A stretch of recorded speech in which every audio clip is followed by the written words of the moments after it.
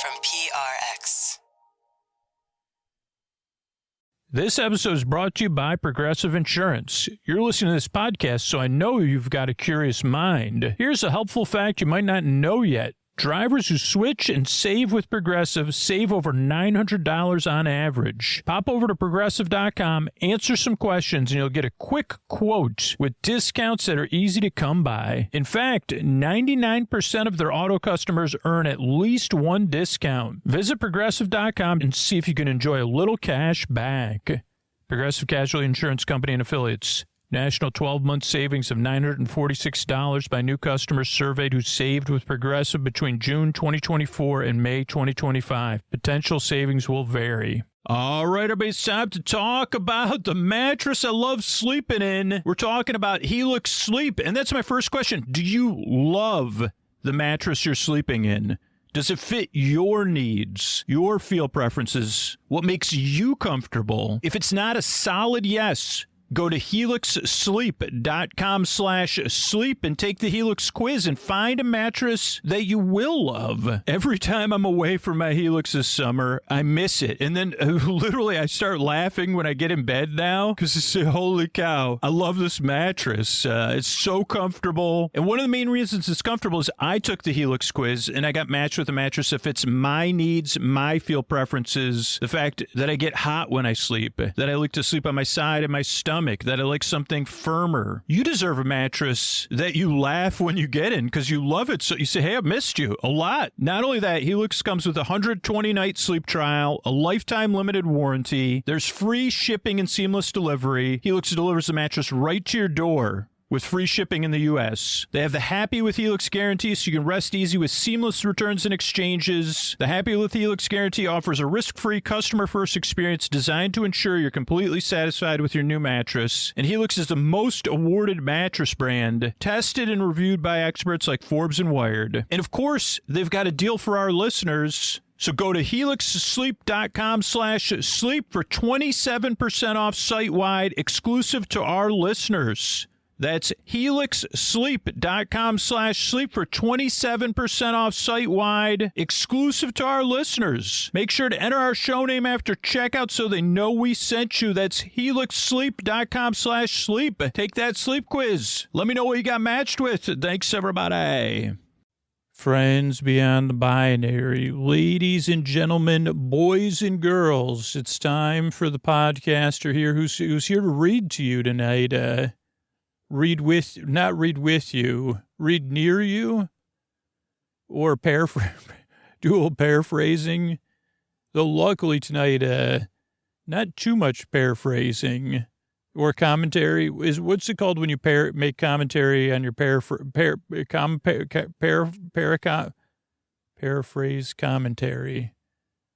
A parameter sounds like something you'd measure. Paraphrasing commentary with. So every time I listen to Scooter, my parameter is going through the roof. Yeah, we've stopped using, we need a Kelvin scale parameter for him. Anyway, if you're wondering what in the name of parameters or commentary or I can't think of, why is it so hard for me to mash those words up into something mildly entertaining? Well, as a matter of fact, it's because I make a sleep podcast, and that's what, as a matter of fact, I've just demonstrated my misqualifications. So welcome to Sleep With Me. It's a friendly podcast to keep you company, take your mind off of stuff so you could fall asleep, which is a little bit different, right? I'm here to be your friend in the deep, dark night. And just be here for you to barely listen to me. You could listen to me, or it could be background noise. I'm here to be a mild distraction, just like if you called a friend or you were hanging out with somebody. It is a bit different, so just give it a few tries and see how it goes. But I really want to help you because of sleeplessness, right? Or all the stuff around it and involved with it. If you're new or you're a regular listener and you need a refresher, we've got a long meandering intro coming up. First, there's some support, then a long meandering intro.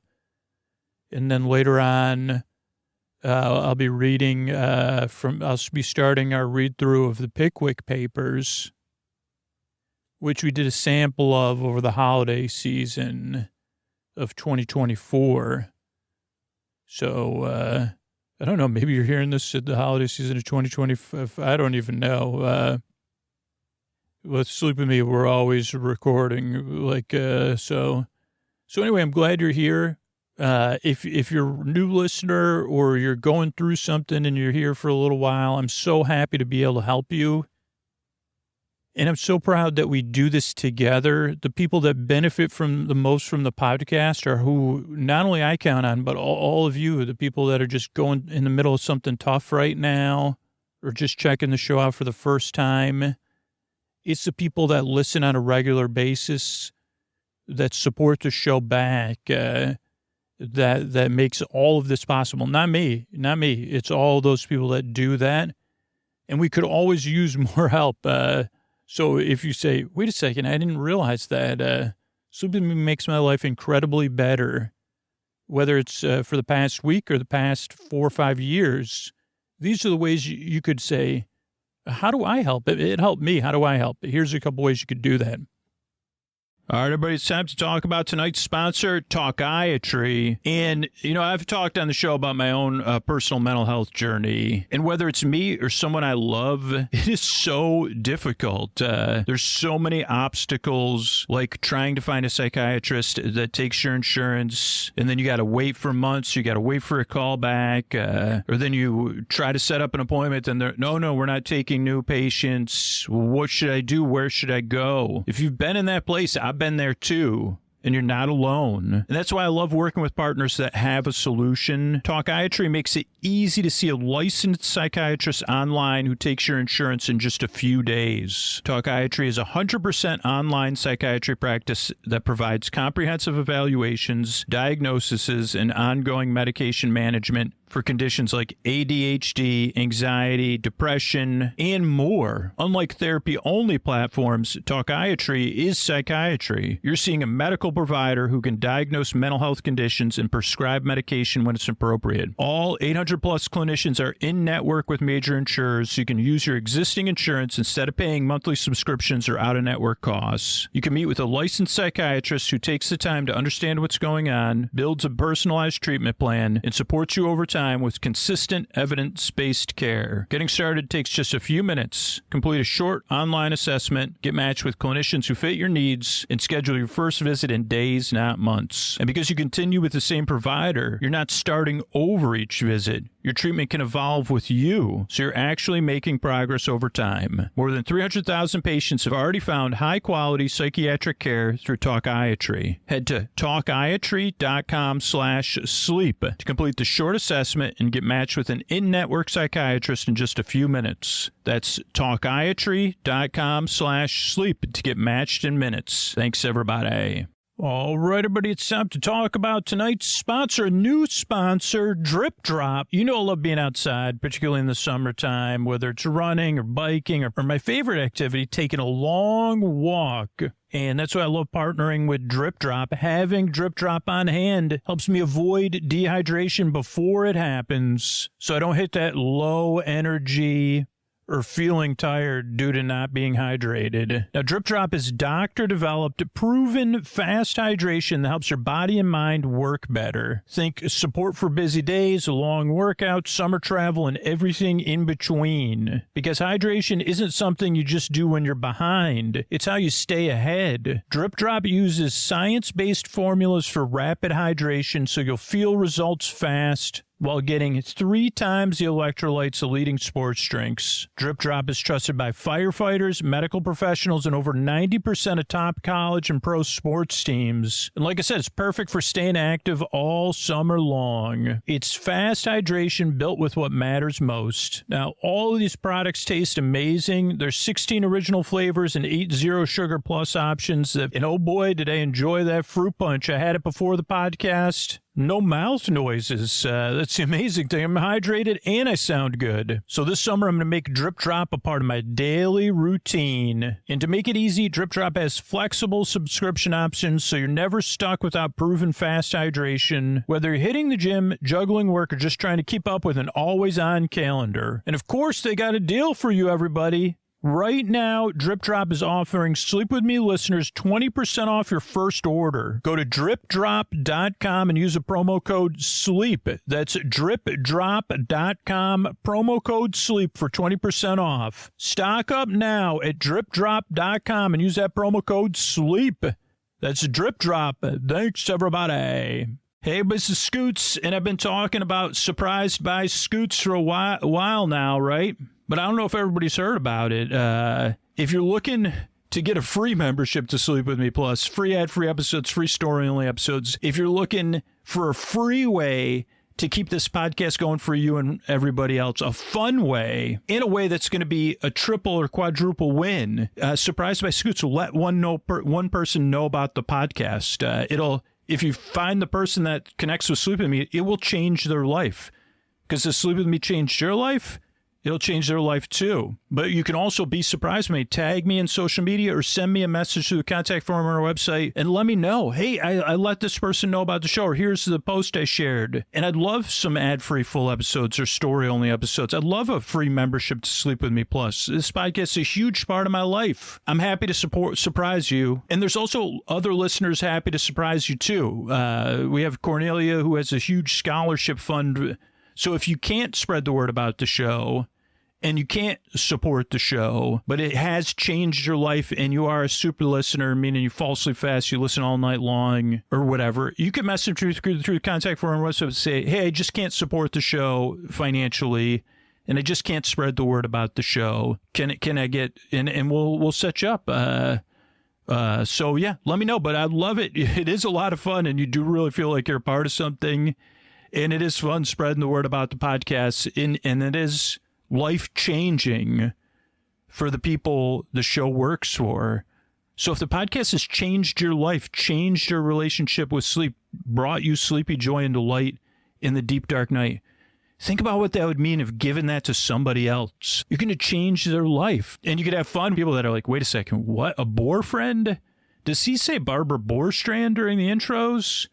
I mean, I've been doing this a long time, and I still get these wild looks. So if you want to be a part of something really fun, really big, you want to be a part of this thing that changes lives, you can be. Those are a bunch of options. Thanks. Oh, Mystery Bard, a lot of people help out on our show. Who are they? Posty poster son sounds like an earful. Wrote the theme song. Edits episodes too. Carl W. the legend. Also edits episodes. Ashley, Kenny, Scotty, Jennifer. Runner. Eric and the team at Astound are on the website. I am the Mystery Bard. I do the lullabies, yeah. I do commissions at JonathanMann.net. I'll write a song for you. Any reason at all. You can tell me the story and I'll make it personal. You see the kindness shine straight on through when the listeners form their own Facebook group. Keith, Stacy, Sarah, Julie, and Jennifer. These are your moderators. Get support dear Scooter on Patreon. Buy the merch and support the sponsors. You can find anything you want at sleepwithmepodcast.com. And we're so proud that we could dance. Rusty Biscuit, Lois, Hannah like banana. Leah does the transcripts. Thanks, Mystery Bard. And one of the ways to support the show and support your good sleep, if you're listening to Sleep With Me or other sleep podcasts or other sleep audios, to get yourself a pair of Sleep With Me branded sleep phones. And the only way you can get those is if you go to sleepwithmepodcast.com/sleepphones and use our code SLEEPWITHME at checkout to save $5 off your order. That's sleepwithmepodcast.com/sleepphones. The most comfortable way to listen to Sleep With Me, and use Sleep With Me, one word, at checkout. Thanks, everybody. And what do you say we get on with the show? Hey, are you up all night tossing, turning, mind racing, trouble getting to sleep, trouble staying asleep? Well, welcome to Sleep With Me, the podcast that puts you to sleep. We do with a bedtime story all you need to do is get in bed, turn out the lights, and press play. I'm going to do the rest. What I'm going to attempt to do is create a safe place where you could set aside whatever's keeping you awake. That could be thoughts, things on your mind, thoughts about the past, the present, the future. So thinking thoughts. It could be feelings coming up, feelings related to those thoughts, or feelings that are just there. Feelings about the past, or about, anticipation. Feelings that are just, you say, what are you doing there? How'd you get there? And it never sounds like this. Surprise! It always sounds like, yeah, I'm here, surprise. So it could be feelings, it could be physical sensations, it could be changes in time, temperature, routine, work schedule, personal schedule, family schedule, travel, guests. You could be in the middle of something, going through something, getting over something.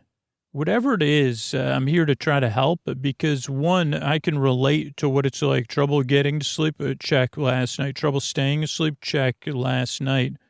Trouble waking up, check last night. And also just not feeling restful. And because it was kind of like one of those things where I needed to get to sleep and then I didn't sleep good. And I've been through it, right? And I know what it's like for me. And I've been through a lot of different of the ones I listed. But I list all that stuff and I talk about it. So you get a sense you're in the right place. That here we don't assume to understand you, but you could be understood. Whether I understand what it feels like for you or what brought you here, or somewhere around the world somebody's listening who's been through something very similar, and they're the ones really right now, in this moment, listening and thinking of you positively, because they say, wow, somebody new is here at the show, or somebody's coming back to the show, and they've been through what I've been through, or something like that. And I know what it feels like for me. So I really hope this podcast can help you. That's what they're thinking about you. Someone you don't even know, somewhere across the globe. And that's where the magic happens for the show. It kind of happens passively in the background, but you get to be a part of that magic, whether you come here once or you come here thousands and thousands of times. You can be the receiver and the giver, or both. And again, you say, well, I don't know if any of that's real. I said, well, I've heard about it. It is actually real. It is direct, or it is indirect. And yeah, it's a bit, I don't know, but it's real. And I've heard enough people tell me things that brought me to tears to know it's real. And it's just nice. And what a nice alternative, right? To be in your bed, whether you just been having trouble sleeping recently, or you've had trouble your whole life, or you're in the middle of something, to be in your bed and know someone you don't know in the world can not only relate to how you feel, but is rooting for you, and that's really happening. And to be someone somewhere in the world and know someone's listening for the first time, or they're coming back, who's been through what you've been through, and they're having trouble sleeping, and they feel the same, and you're like, man, I hope this can help you like it helped me. So that's why I make the show. I also make the show because you deserve a bedtime where you can get the rest you need so your life is more manageable. You deserve a bedtime where you can get, where you don't have to dread it, where you say, well, at least I have some comfort here. At least I have this dude rambling about nothing. That's not too bad. Like, I at least have a friend in the deep, dark night, this show that distracts me, that I somewhat look forward to. Or, yeah, I found the show, and I was going through this, and it worked for me for a little while. Whatever it is, I'm glad you're here, and I really hope we can help you. The way this show works is I send my voice across the deep, dark night. I use lulling, soothing, creaky, dulcet tones, pointless meanders, and superfluous tangents. and I'd go off topic, I'd get mixed up, and then I forget what I was talking about, kind of like you've seen so far. Like I started the show out when I read through Pickwick Papers. Sometimes I'll need to paraphrase to make it more sleepy. Sometimes I'll try to make a paraphrase because I have no idea what they're talking about, and I'm trying to picture it in my head. And then other times I'll be making commentary, reinvention, not so much. But, there's things it's amusing. There's amusing events in here. And I say, what is happening already? And I say, dude, which characters, what do I think of these characters? But they're very sleepy. So, yeah, that's like long, soothing, creaky, dulcet tones means my voice is not traditionally soothing. And the show kind of always feels like it's meandering, almost like I'm wasting time in a positive way, because I'm wasting it to kind of be here with you, keeping you company so you can fall asleep. And the thing is, when most people get here, obviously you're not going to be at your best. You've had trouble sleeping. You're looking for a sleep podcast to help you get some sleep. Maybe you're not at your best right now. Maybe you're not in the best mood. And that's welcome here. Skepticism is welcome here. Doubt, frustration is welcome here, because why wouldn't you be doubtful, frustrated, skeptical? Maybe you found the show through research. Maybe you heard about it. Maybe somebody told you about it. And then you tune in and I'm trying to paraphrase, pear-tree? That sounds like more like, that sounds like 1-2 trees together, or like parrots performing parrots, or maybe like someone that pretends they can throw their voice into a parrot's mouth. You see, is that parrot really saying that, or is that parrotry? And you'd say that's a parodiquist. What is that? Ventriloquism with parrots. Why don't you just teach the parrot to talk? Oh, because it's funnier. Then you can have the parrot has two different voices, like a human voice and a parrot voice. I don't know. Yeah, it's parrotry, though. Is it paraphrasing commentary? Parrotry. Parrotry. It still sounds like parrotry, just somebody saying it in a different way. Comma parrot. That sounds like a romance novel or something. How I Fell in Love, parrot. Love stories and love. Somebody else remind me of this one. Love stories and bird watching and love stories. Parrot. Man, thanks for somebody. Please remind me of this. I like that one. I don't know if I'd read it. Here's a question for to put out to everybody. Should we spell out parrot, or should it just be parrot? I could see it in the airport bookstore now. So anyway, holy moly. What do we call this? Where am I? Does anybody know where I am? I fell into another fugue state. I've been fugue stated by my own parrotry. Don't worry. If you don't find this amusing, if you're skeptical or doubtful, that's very common. As a matter of fact, it is really common. I'm only laughing because it's so common. Most people do not like me at all. They can't stand me. And that's okay. Also, here's the way it works. Give the show a few tries. You got nothing to lose. And see if it helps you fall asleep. And I'll explain more as a part of the rest of the intro. But if you discover this show does not work for you, it doesn't change all the other stuff I said. And I have a website set up just for people like you that don't strongly dislike me. Or maybe you're already like positive, like you're like, I'd like to do some commentary and paraphrasing about you. And I'd say, it's been done, believe me. If you could see, I have a special pillow for after I read those type of emails, when I curl up. It's It's my Paratree pillow, the old Paratree pillow. When I get commentary and paraphrasing from listeners. But I have a website set up, sleepwithmepodcast.com/no thank you. Or I think you can put no thanks and it'll take you there. Has other sleep podcasts and sleepy stuff. We probably recommended like 1 million people from this show to other sleep podcasts and stuff like that. Because you still deserve a good night's sleep. But if you stick around for 2 or 3 episodes, what you may find is the path of the regular listeners who said, yeah, after 2 or 3, at first I was like, what are you squawking about, man? And then all of a sudden I realized I fell asleep on the 3rd listen. I didn't even remember when I fell asleep. And the common theme is like, I had no idea something like this could exist. This is what I should have been looking for, and I didn't even know to look for it because it is like TV on in the other room.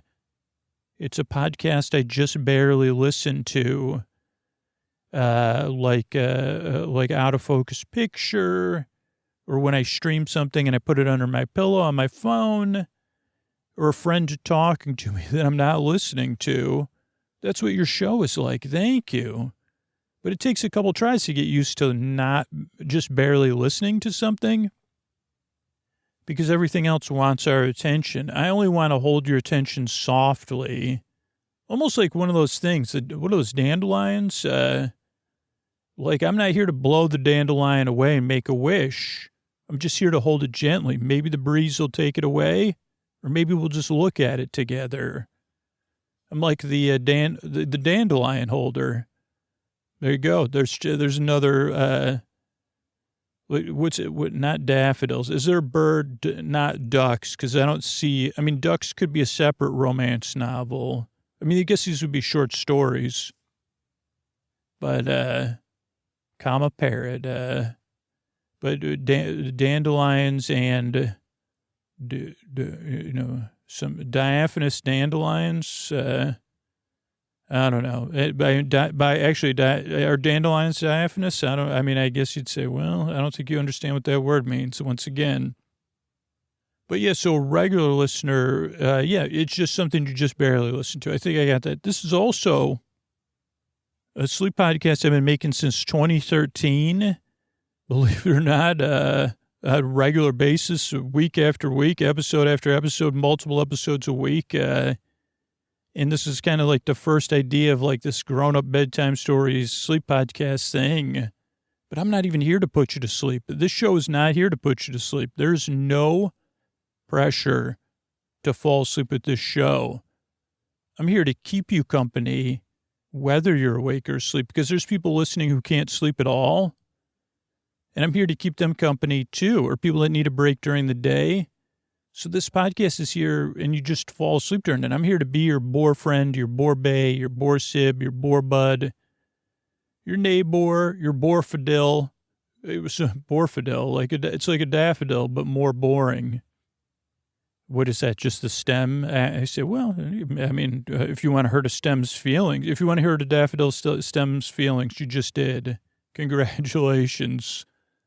But Borfidel, it sounds like something new. You watch on one of those TV commercials. Borfidel is not made from dandelions or dandelion stems.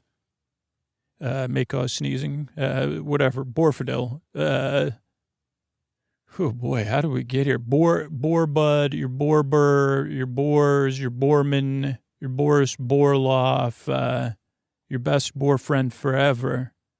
Or forever. I'm here to keep you company while you fall asleep. That's why the episodes are over an hour, so you don't have to think about falling asleep. There's tons of episodes in the ad-supported version.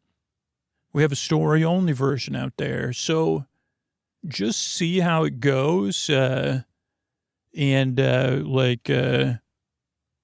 and see what happens. But that's my job, is to keep you company. Not to put you to sleep, but just so you fall asleep, like the daffodil.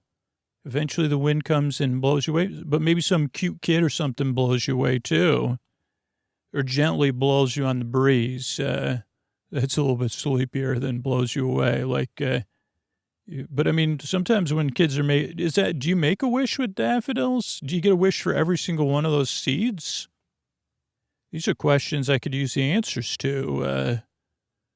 Okay, so don't need to listen. Not here to put you to sleep. Most people don't like the show. What else do I need to know? Great question. So the show's structured in a very specific way to benefit the most people it can, and it is adjustable. So I'll just lay out why we structure the show we do, and then how you can adjust it if you become a regular listener. So all of our shows start with a greeting, unless they're really old or something. Friends beyond the binary, ladies and gentlemen, boys and girls. So you feel seen and welcomed in, you say, oh, he said something silly too. I might check that show out. Or I'll give it a try, right? Because we want to be a welcoming place where you say, oh, okay. And even if you don't even have to come in to check the show out, right? You could check it out from the outside if you prefer. Okay, then there's support, so that paying for the show is optional, because a lot of people come and go as they're going through stuff. And most people that kind of are come and go or just aren't in a position to would prefer something with sponsor support, so that paying for it's optional. But if you prefer something ad-free or you get so much out of the podcast, you could support it at Sleep With Me Plus and get ad-free episodes. Then after that, totally separate from the support, is a long, meandering intro, about 15 to 20 minutes long, meant to ease you into bedtime. It's where I try to explain what the podcast is. I do it in a very inefficient way, but it's familiar. Every time I try to follow the same similar structure, but I go off on a different tangent. And the reason for that is two reasons. One, yeah, it'd be more efficient if I just said a few words and had the same intro every time. But then whatever part of us keeps us awake would adjust to that and come up with some new strategy. So instead, you have a familiar thing where we're all kind of hanging out. Just like a bedtime story starts at at the archetypal nap time. Everybody get on your piece of carpet or whatever. Okay, whatever, turning the lights out, that kind of thing.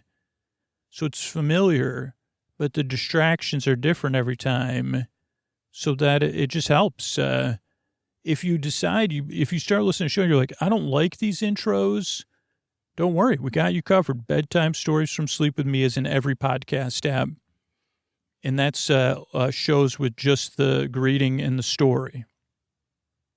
So that's... the intro. It also goes on and on and on to ease you into bedtime, so you could listen as you're winding down, getting ready for bed, or in bed and getting comfortable. It's not meant to put you to sleep. It does put some people to sleep. And if it does, you probably should think about supporting the show, because the intro is more meant to ease you into bedtime. And that's what's just been shown to work, is having a wind down routine. And it's what usually works for me. Last night, it did not, but what are you going to do? So then after the intro is support, again, so paying for the podcast is optional for all those people that are just going through something temporary that listen, or who aren't in a position to support the show. They count on the people that support the show back and support the sponsors. So that's that, and then there'll be our bedtime story. Tonight it'll be a reading of part of the Pickwick Papers. Dickens story, by Charles Dickens. So yeah, I think that's it. I'm really glad you're here. Myself and a team of people work on producing this show to make it sound free and easy and comforting. And we all work really hard because we yearn and strive to help you fall asleep. So thank you again for coming by. And if you decide this podcast changed your life, it made your life better, and you want it to be here for you and make other people's lives better, like you think you're going to be listening to this show 6 months from now or a year from now, think about opting in to support the show back so we can be here for you and everybody else. And here's a couple ways you could do that. Hey, everybody, this is Scoots. This is an episode of our read-through of the Pickwick Papers. And we've been doing this on Sleep With Me Plus for about a year. Now it's finally making its way out into the public feed. So I really hope you enjoyed. If you're on Sleep With Me Plus and you're hearing this, you got this episode about a year ago. So make sure you're checking your full episode feeds or your story episode feeds. And don't forget to check your bonus feeds every once in a while. But this has been a really enjoyable series to cover with the friends meandering throughout England in friendship. So I really hope you enjoy this episode of Sleep With Me and Read With Me, the Pickwick Papers. Thanks and good night, everybody. All right, everybody, it's time to talk about tonight's sponsor, Quince. And not only is Quince a sponsor that solved the problems with my bedding, the shirts I wear when I travel or want to look good, but now Quince is providing me daily peace of mind and cutting through that nutrition noise. You know, everybody's got advice. Oh, take this, eat this. For me, it gets overwhelming, confusing. I just want something simple. And Quince has my back because now they have Quince Superfood Greens.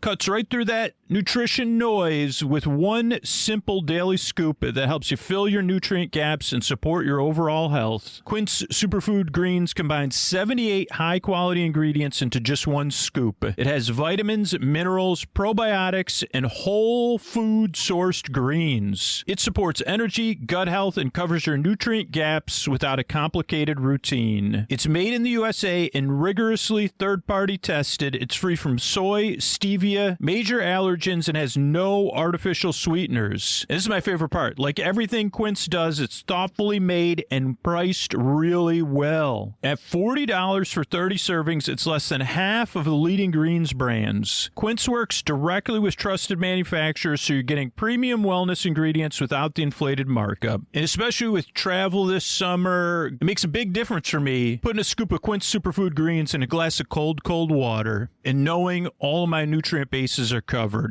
So fill the gaps your diet leaves behind. Go to quince.com/sleepwithme for free shipping on your order and 365-day returns. That's QUINCE.com/sleepwithme for free shipping and 365-day returns. Quince.com/sleepwithme. These statements have not been evaluated by the Food and Drug Administration. This product is not intended to diagnose, treat, cure, or prevent any disease. Thanks, everybody. Everybody, it's Scoots here, and I'm going to be reading from the Pickwick Papers. And these Read With Me episodes were pretty popular when we started with Frankie and Victor. Originally, it was just bonus content for people that supported the show on Sleep With Me Plus. And if you support the show on Sleep With Me Plus, you're probably hearing this episode like super early. Because we're, like a part of keeping the show sustainable is like rethinking how we do everything. And so now we're like, hey, like, I think we want to put one of these Read With Me episodes out every single month, maybe more, depending on how strong the positive feedback is, but probably starting with once a month because people got so much out of it. And so we'll be doing that with Frankie and Victor, but now moving forward, we're going to do actual, like, full intros and everything and read through it, and we'll just see how long it takes. Let's see if it has it. But first I'm going to read through the Wikipedia page just so we can familiarize ourselves on it. And it's kind of cool for me to be reading it because it's like, I've been going to the Dickens Fair for so long and I've never read this. And there's a place called Pickwick Square there.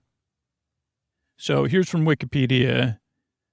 The Pickwick Papers, or the posthumous papers of the Pickwick Club, is the first novel by English author Charles Dickens. His previous work was Sketches by Boz, a collection of short pieces that was published in various newspapers and periodicals from 1833 to 1836 and published in book form in 1836. This is a comic. It has, I don't know if this is for Sketches by Boz or what, but it has illustrations by illustrator Robert Seymour. And they're just to connect things into a novel by Dickens' pen name Boz. The book became a publishing phenomenon with even bootleg copies, theatrical performances, joke books, and other merch According to an article in the Atlantic, literature was not a big enough category for Pickwick. It defined its own. It became a piece of entertainment. The Pickwick Papers was published in 19 issues over 20 months, and it popularized serialized fiction with its surprise endings. Let's see. What else we have here? Let's see. Dickens had been a reporter, then was doing sketches, and then met an illustrator. It's a sequence of loosely related adventures written for serialization in a periodical, which, so I don't know if it was a serialized novel, which I guess in modern parlance, or at least in my mind, I'm like, that's a little bit different, right? Than a novel, like serialized short stories. I don't know how I would refer to it now. It says it occurs in the novel set between 1827 and 1828, though there are some things. And Samuel Pickwick is the protagonist, kind and wealthy old gent, perpetual president of the club.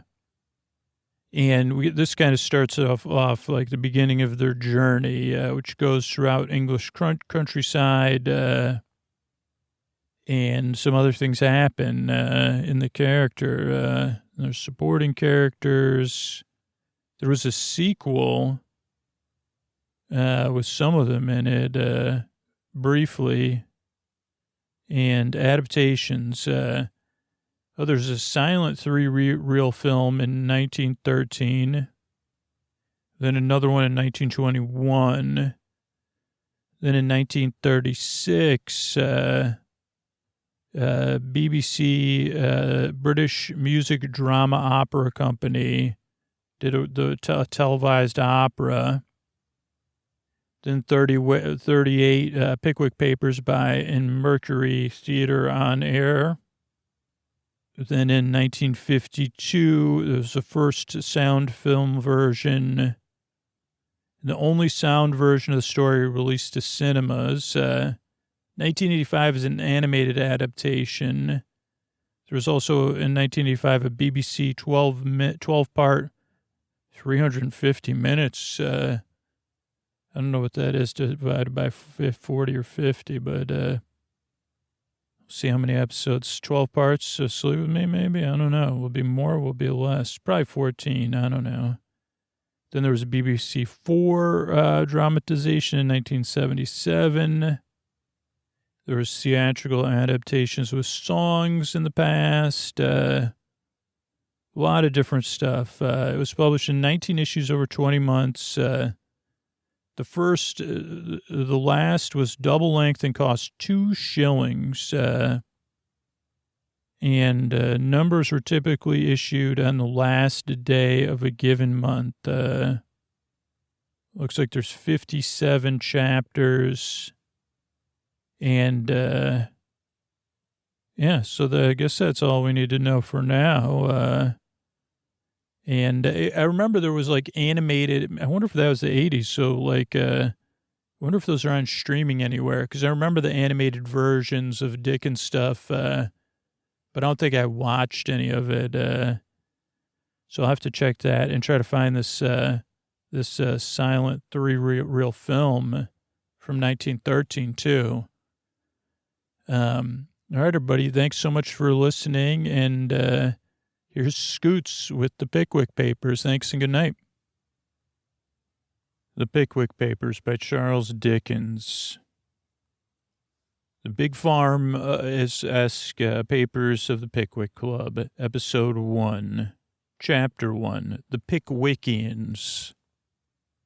The first ray of light which illuminates the gloom and converts into a dazzling brilliancy, that obscurity in which the earlier history of the public career of the immortal Pickwick would appear to be involved, is derived from the perusal of the following entry in the Transactions of the Pickwick Club, which the editor of this paper feels the highest pleasure in laying before his readers as a proof of the careful intention indefatigable, assiduity,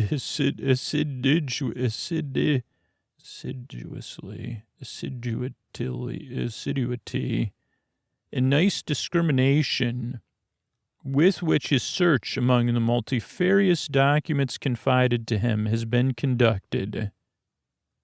May 12th, 1827, Joseph Smiggers, Esquire, PVP, MPC, Perpetual Vice President, Member, Pickwick Club, presiding.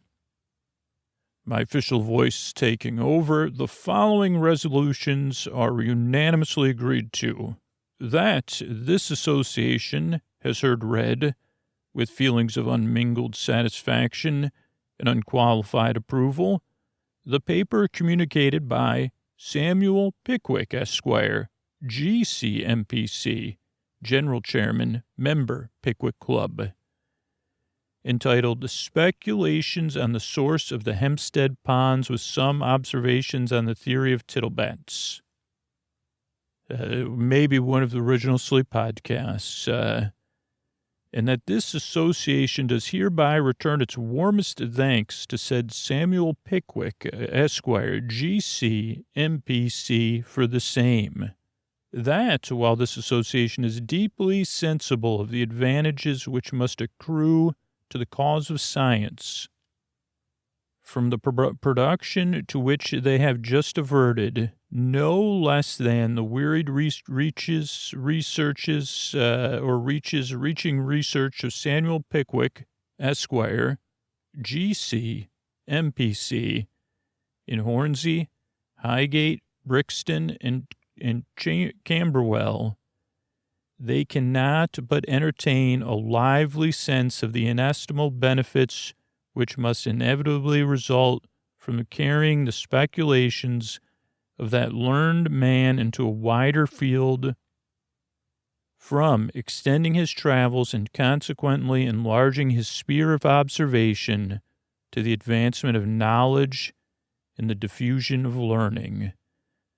That, with the view just mentioned, this association has taken into serious consideration a proposal emanating from the aforesaid Samuel Pickwick, Esquire, G.C., MPC, and 3 other Pickwickians hereinafter named for forming a new branch of United Pickwickians under the title of the Corresponding Society of the Pickwick Club.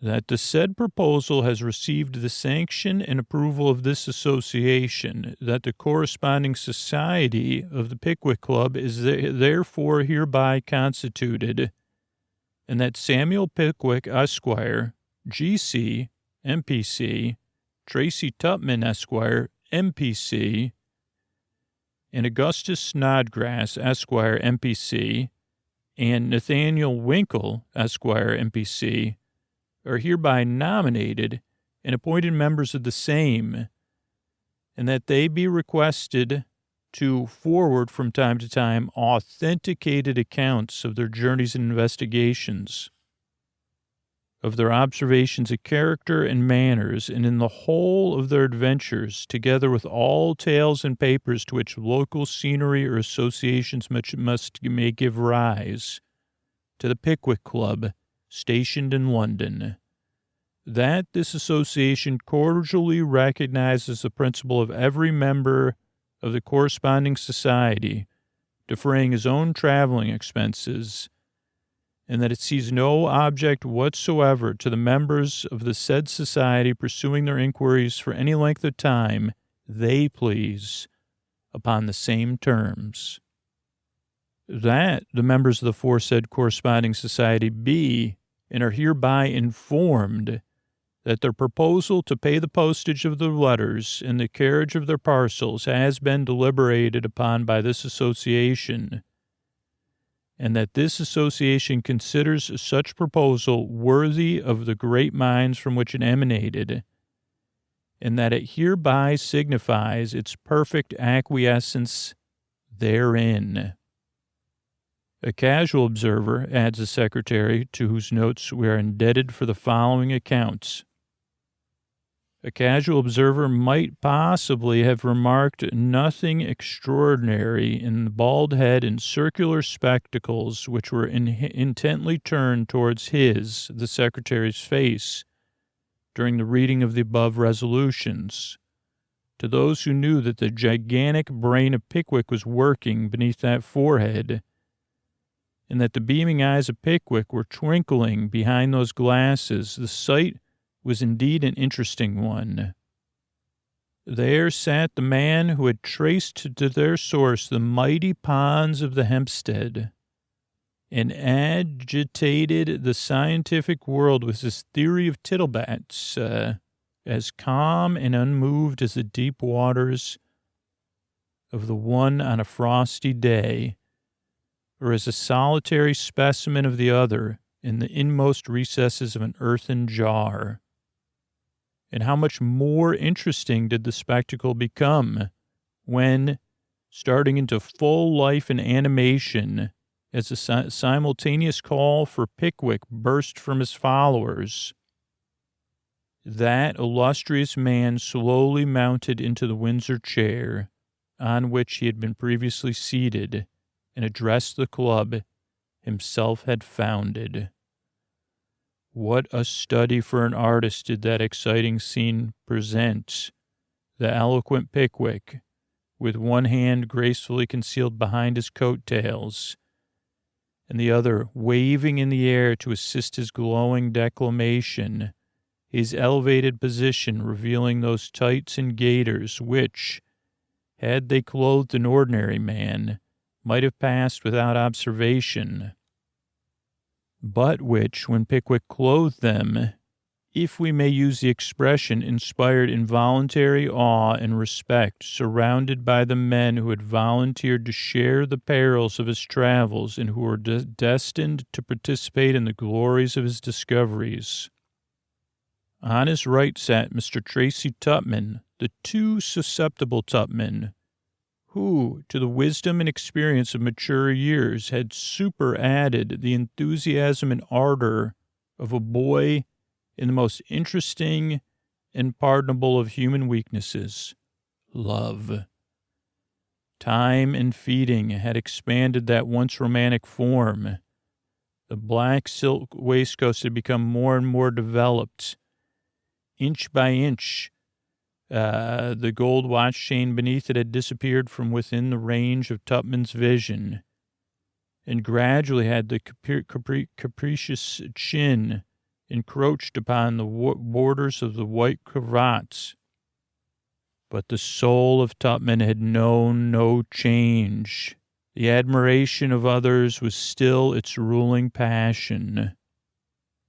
On the left of his great leader sat the poetic Snodgrass, and near him again in the sporting Winkle. Oh, Snodgrass and Winkle. The former, poetically enveloped in a mysterious blue cloak with a canine-style collar, and the latter communicating an additional luster to a new green coat, a plaid neckerchief, and closely fitted drabs. Mr. Pickwick's oration upon this occasion bared repeating, because together with the debate thereon is entered on the transactions of the club. Both bear strong affinity to the discussions of other celebrated bodies, as it is always interesting to trace a resemblance between the proceedings of people at meetings, leaders, they call themselves. We're going to transfer the entry to these pages. Ahem. Mr. Pickwick observed, says the secretary, that fame was dear to the heart of every person. Poetic fame was dear to the heart of his friend Snodgrass.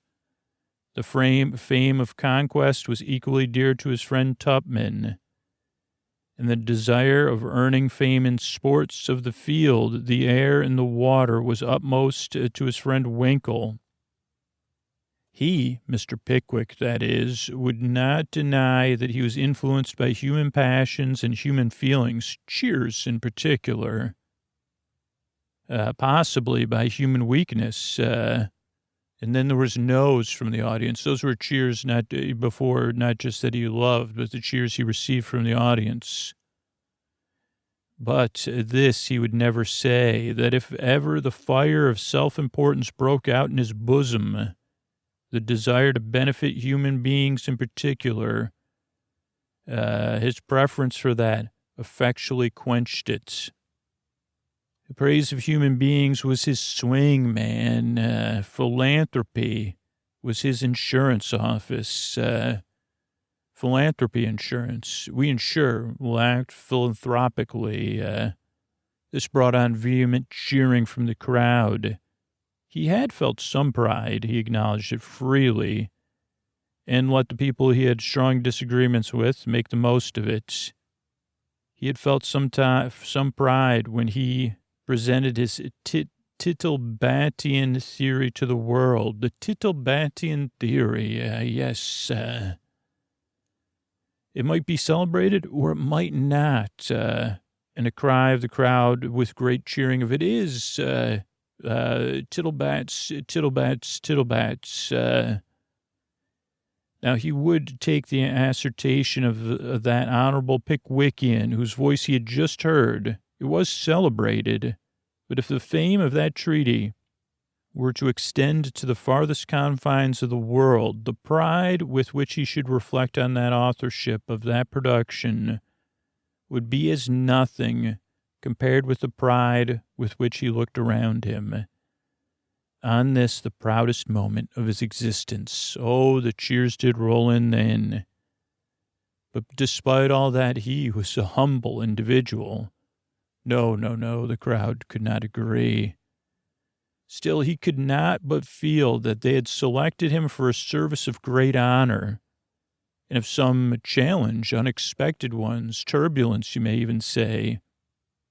Traveling at this time was not easy, and the minds of coach drivers was unsettled. Let them look beyond and contemplate the scenes which were enacting around the world.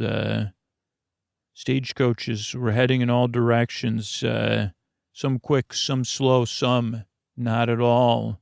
Some horses refused to go.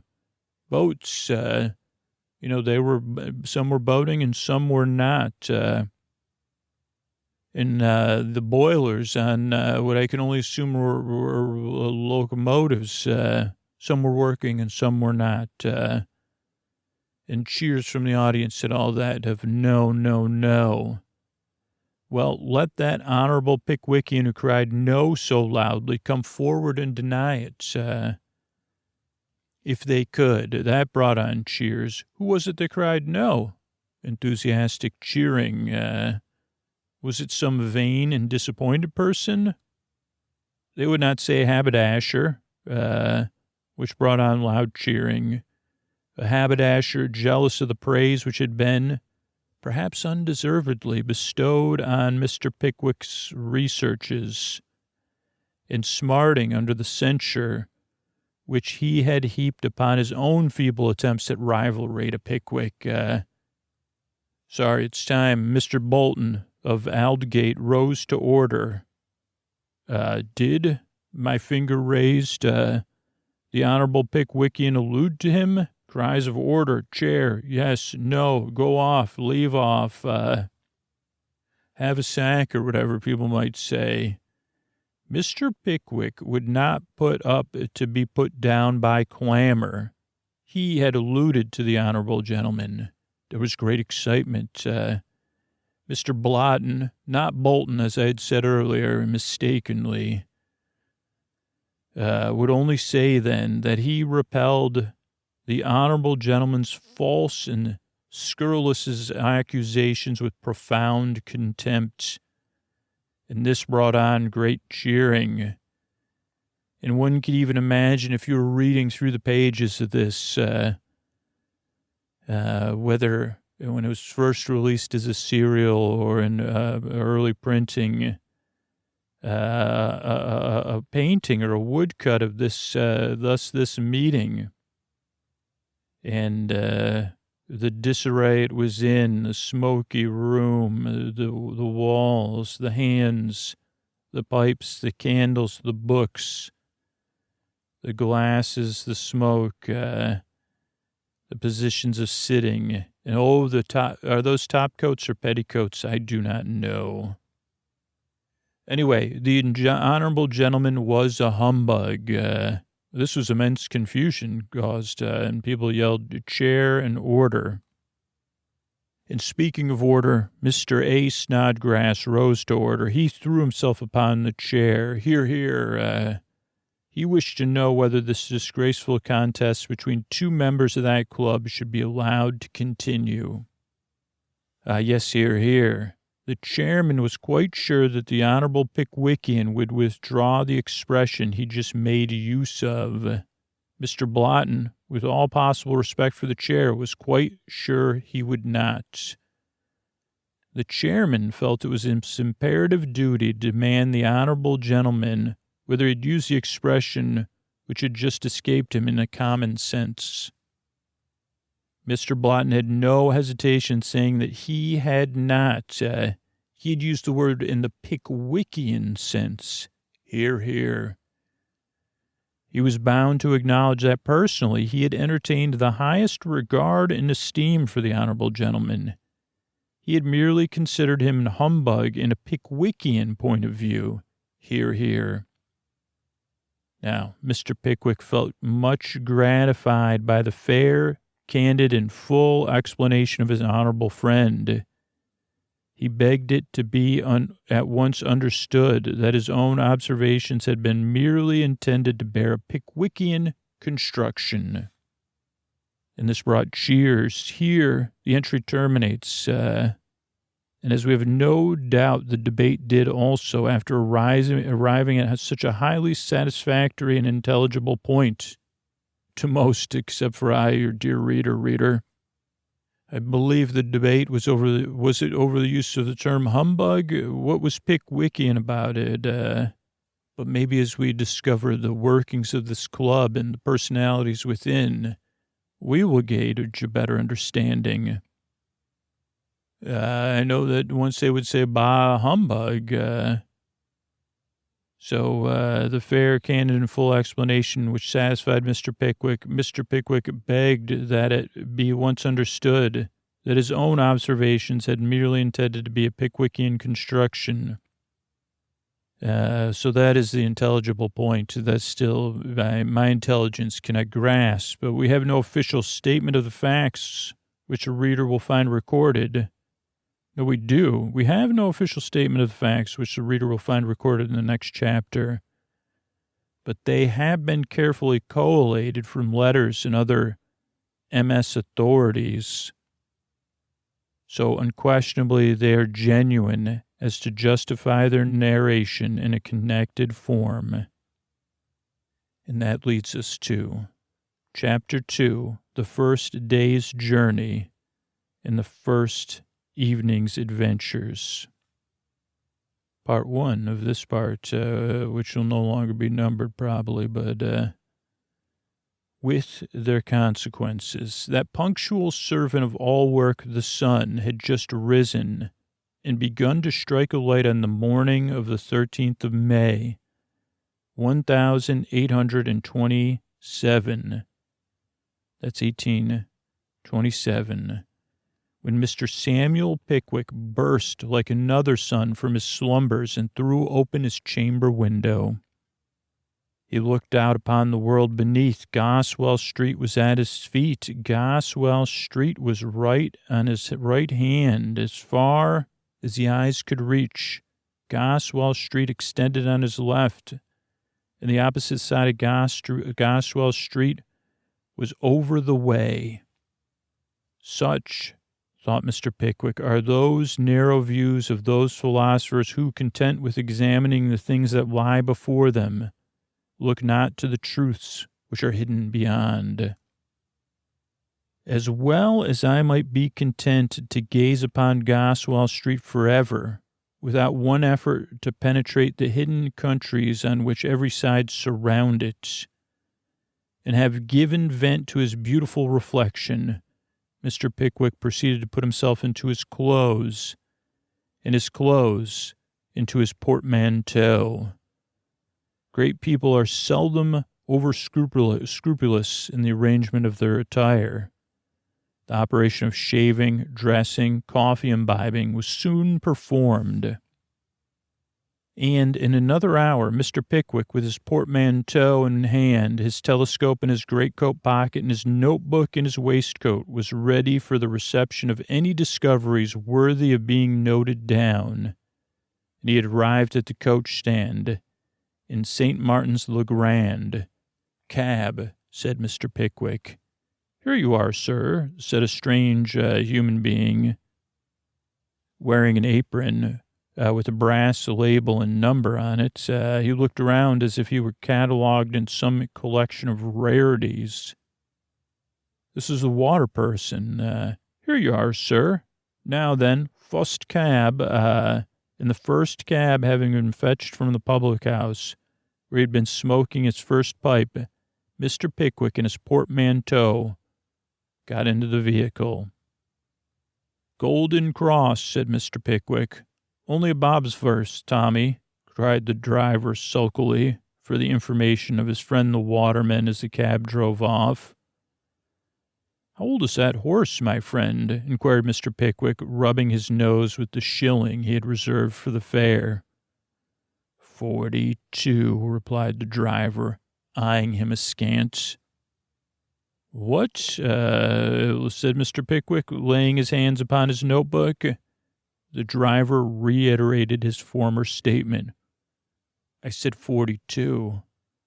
Mr. Pickwick looked very hard at the man's face, but his features were movable, so he noted down the fact forthwith. "And how long do you keep him out at a time?" inquired Mr. Pickwick, searching for further information. 2 or 3 weeks, replied the man. "Weeks?" said Mr. Pickwick in astonishment. And out came the notebook again. "He lives at Pentonville when he's at home," observed the driver coolly, "but we seldom takes him home on account of his getting tired. 42. "On account of him getting tired," reiterated the perplexed Mr. Pickwick. "When he's not pulling the cab, he likes to lay down," continued the driver. "But he's pulling the cab. He has tons of energy, and it takes him very short as well. He can't very well rest. And we've got a pair of precious large wheels on, so when he does move, he moves with the wheels." Mr. Pickwick entered every word of this statement in his notebook with the view of communicating it to the club as a singular instance of being confused and not being certain, what was even happening. And said, "I don't know if this guy's, maybe I should take this horse with me." The entry was scarcely completed when they reached Golden Cross. Down jumped the driver and out got Mr. Pickwick. Mr. Tupman, Mr. Snodgrass, and Mr. Winkle, who had been anxiously awaiting the arrival of their illustrious leader, crowded to welcome him. "Here's your fare," said Mr. Pickwick, holding out the shilling to the driver. "And by the way, here's something to set this horse so it can rest whenever it wants to or pull a cab whenever it wants to, too," inserted by an imaginary podcaster. But what was surprising was Mr. Pickwick's astonishment when the person flung the money on the pavement and requested in figurative terms to be allowed the pleasure of debating him for the amount. Debating Mr. Pickwick? "What are you, wild?" said Snodgrass. "Have you had too much to drink?" said Mr. Winkle. "Or both?" said Mr. Tupman. "I'll have a dance-off with ye," said the cab driver. Come on, I'll dance off all four of you for the horse and the cash. Now here's the lark, shouted a half-dozen coachmen nearby. Go to work, Sam, they said, and they crowded around with glee. Sam's a dancer. What's the row, Sam? Inquired one gentleman. Row, said the cabman. What do you get? This guy's always telling me how to run my show. What? I wasn't telling you how to run your show, said Mr. Pickwick. What'd you get in my cab for then? Inquired the cabman. I don't know what you're talking about, said Mr. Pickwick indignantly. Wouldn't anybody believe, continued the cab driver, wouldn't anybody believe but this dude coming in the cab and telling his friends I don't know what I'm doing. Every word he says into the bargain. A light flashed upon Mr. Pickwick. It was the notebook that the man took offense to, he realized within his mind. But one of the cabin's friends said, are you sure about that, Sam? Yeah, he did. He was writing stuff down about me, not nice things. And then he aggravating me, and he gets here and he's got these guys here, too. But don't worry, I'll dance him right off. Give him 6 months of blisters when he dances with me. Come on.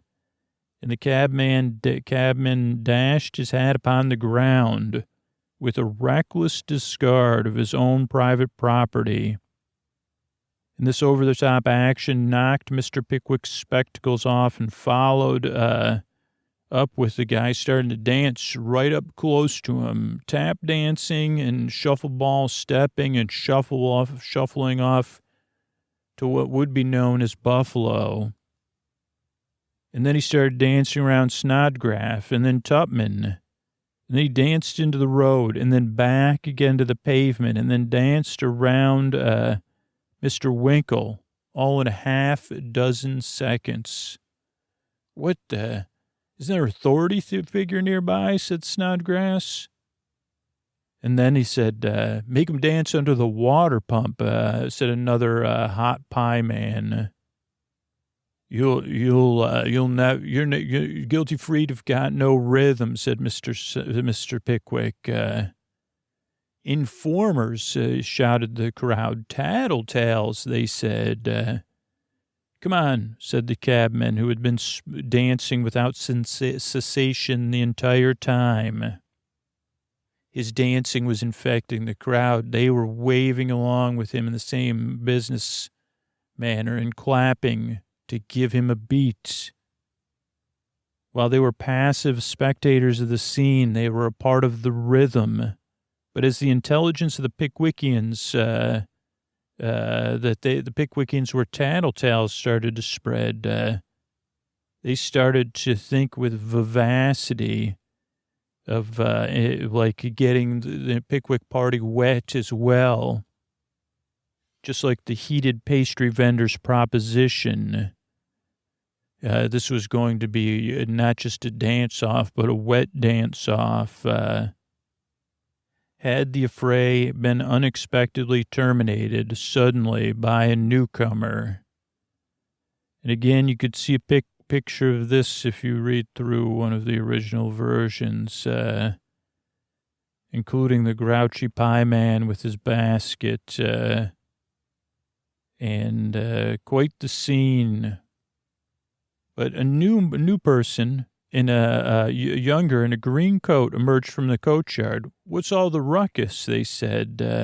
Tattletales, yelled the crowd.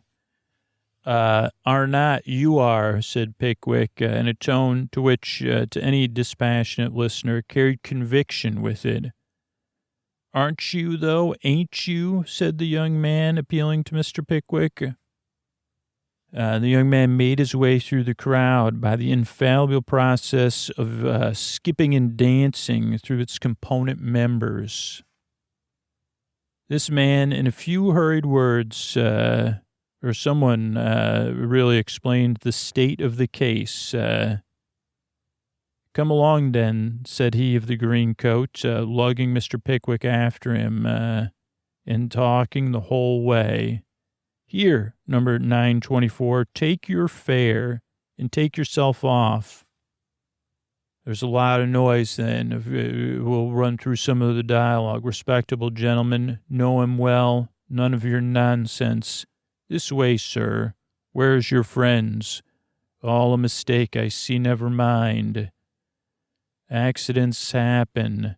Dance-offs have to happen. Even regulated families dance off. Never say don't dance. Down upon your luck. Pull him up. Put that in his pipe, like the flavor of damned rascals. And with a lengthened string of similar broken sentences delivered with the extraordinary volubility, the stranger led the way to the traveler's waiting room, where he was closely followed by Mr. Pickwick and his friends. Here, waiter, shouted the stranger, ringing the bell loudly. Glasses round, brandy and water, hot and strong, sweet and plenty. You men been dancing, eh? You got sweaty eyes, sir. Waiter, how about some beefsteak for the gentleman? Nothing like beefsteak for sweaty eyes, other than a kiss of a cold lamppost. But a cold lamppost is inconvenient. Standing out in the open, kissing a lamppost. How ridiculous to be. Why are you kissing a lamppost? I got sweaty eyes. Aha. And the stranger, without stopping to take a breath or a bath, swallowed a draughtful half a pint of the reeking brandy and water, and flung himself into a chair with as much ease as if nothing uncommon had occurred. With his three companions, while his three companions were busily engaged in proffering their thanks to their new acquaintance, Mr. Pickwick had leisure to examine his costume and appearance. He was about the middle height, but the thinness of his body and the length of his legs gave him the appearance of being much taller. The green coat had been a dress garment in the days of swallowtails, but that had evidently in those times been adorned by somebody much shorter than this person, for the soiled and faded sleeves scarcely reached to his wrists. It was buttoned up closely to his chin, at the imminent hazard of splitting at the back. And an old stock, without a vestige of a shirt collar, ornamented his neck. His scanty black trousers displayed here, and those shiny patches which bespeak long service and were strapped very tightly over a pair of patches and mended shoes that seemed to conceal dirty white stockings which were nevertheless distinctly visible. His long black hair escaped in negligent waves from beneath each side of his old pinched-up hat, and the glimpses of his bare wrists might be observed between the top. How dare he observe his bare wrists between the tops of his gloves and the cuffs of his coat sleeves. His face was thin and haggard, but an indescribable air of jaunty imprudence and a perfect self-possession pervaded the whole man. Such was the individual on whom Mr. Pickwick gazed through his spectacles, which he had fortunately recovered, and to whom he proceeded, when his friends had exhausted themselves, to return in chosen terms his warmest thanks for his recent assistance. Never mind, said the stranger, cutting the address very short. Said enough, no more. Smart chap, that cabman. Handled his fives well.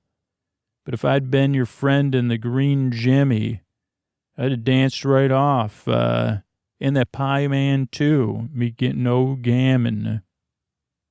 This coherent speech was interrupted by the entrance of the Rochester coachman to announce that the Commodore was on the point of starting.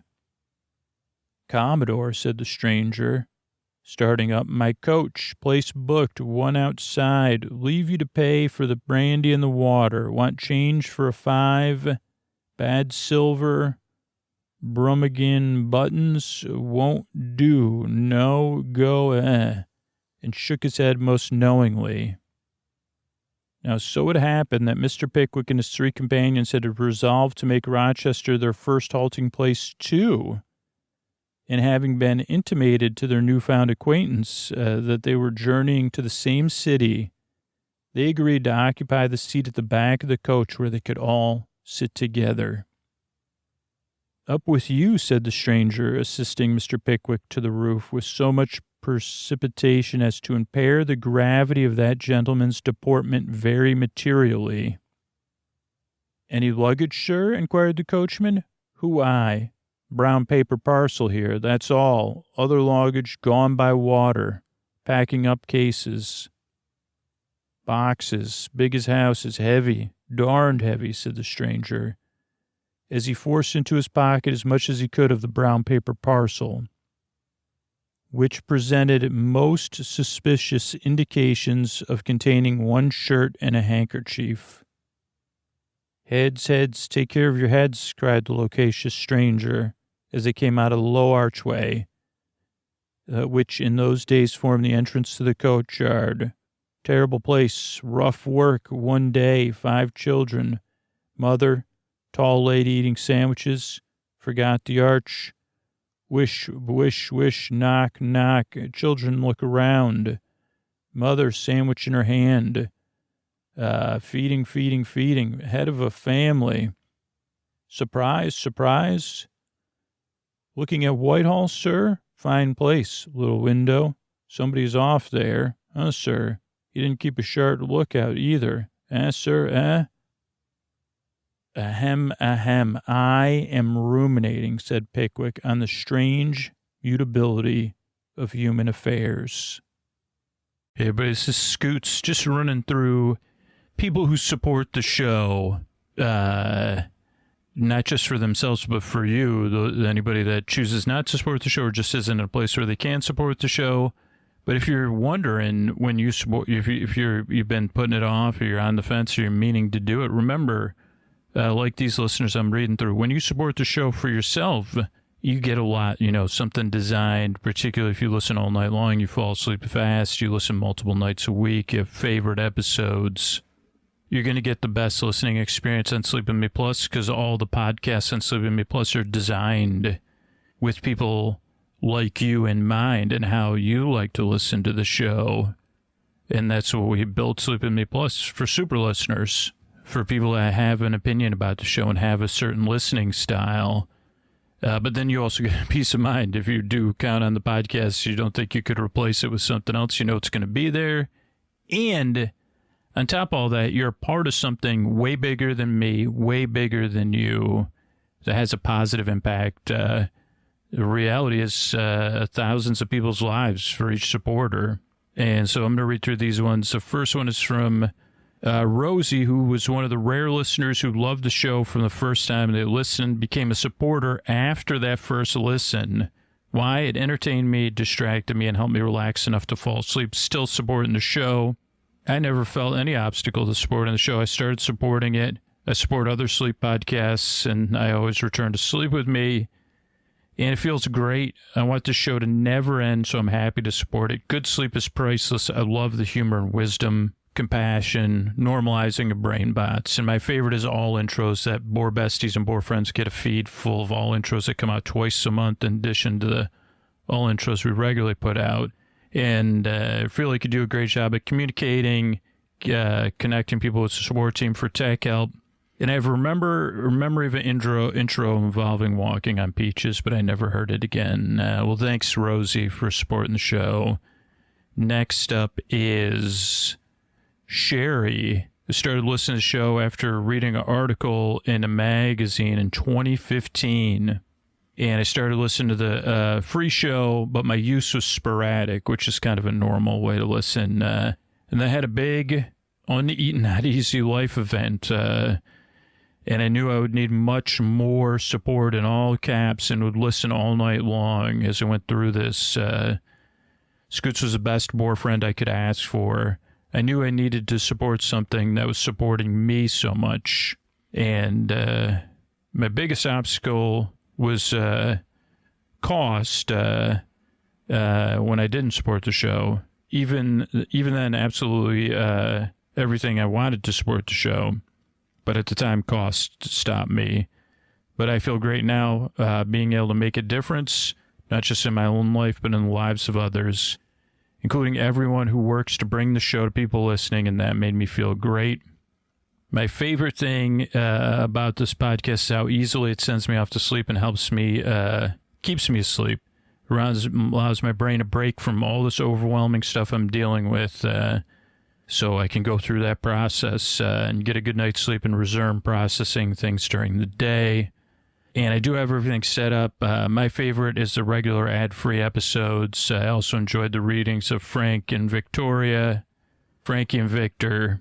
Victoria, I was thinking of Victoria. She's on the ride in Universal. Sorry, tangent there. And I think you're doing a great job of communicating. The first time I listened to the podcast, I fell asleep. I adore Scoots and everything related to the show. Thanks. And last, we're going to run through Ruth. Hey, I'm Ruth. I'm an Italian woman, and having a kind and funny boyfriend in the deep, dark nights when it happens I'm awake is invaluable. I'm over 50. I've always suffered from insomnia since I was a child. No one was ever there with me until Scoots arrived. He makes the night less deep and dark, less lonely. He makes me smile. He's adorably goofy, and that's what I like the most, and makes him different and standing out. The tone, continuous talking. This is great for falling asleep. Besides this, a humble and kind, nice, a real loving attitude towards human beings. I feel like he deserves my gratitude and my support. I understand Scoots involves a lot of time and energy into planning and effort to produce this wonderful podcast, and I want to give something in return for this. I will always be grateful to our common boar bestie for his support to us during our sleepless nights. Thank you, dear Scoots, and I want you to be able to be here for a long time, ready to come and rescue me on those hard but no more lonely nights. And I'm still currently supporting the show, even though I don't listen to it as much nowadays. I don't want it to stop. It reassures me to know that Scoots is there in case of need. And I feel like I'm recognizing the value Scoots provides by supporting the show. My favorite thing is that Scooter makes me smile, and his voice is smooth and grateful in a super calming tone. And it sounds like Ruth doesn't even listen to the Sleep With Me Plus content, but if you do, you could set it up. So thanks to everybody that supports the show, Sherry, Ruth, and Rosie in this case. If you relate to any of that, there are other ways to support the show. You could spread the word about the podcast and be surprised by Scoots. You could spread the word about something else that's important in your life other than Sleep With Me. You could support the show directly, because when you do, if you're a super listener, you get the best possible listening experience, but you also you're a part of something bigger. I think I already said it.